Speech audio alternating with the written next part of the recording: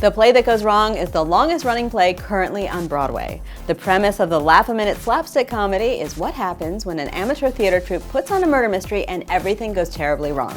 We caught up with the stars at the Lyceum Theater to find out why this play is anything but a disaster.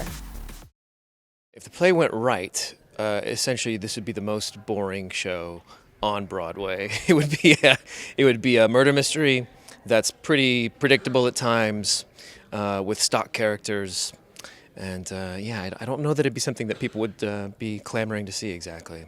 Some people have seen it like numerous times, they've lost count, and I think there's a lot going on. You know, it's been well directed, the focus is in the right place, so you follow the storyline, but there's always more to appreciate the more times you come back.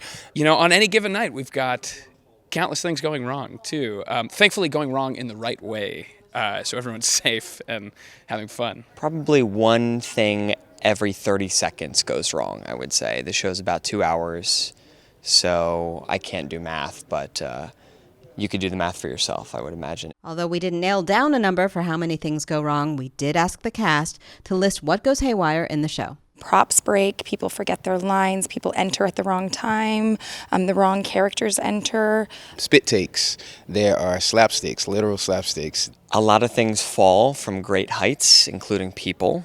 Set pieces that break, set pieces that fall apart on stage and fall on people. There's a bit of a fire on stage.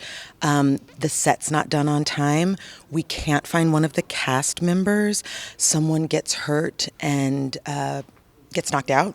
The play itself is just so well structured and it's just hilarious. But in the cast, you know, we're putting ourselves on the line every night to just make sure that people are having a good time.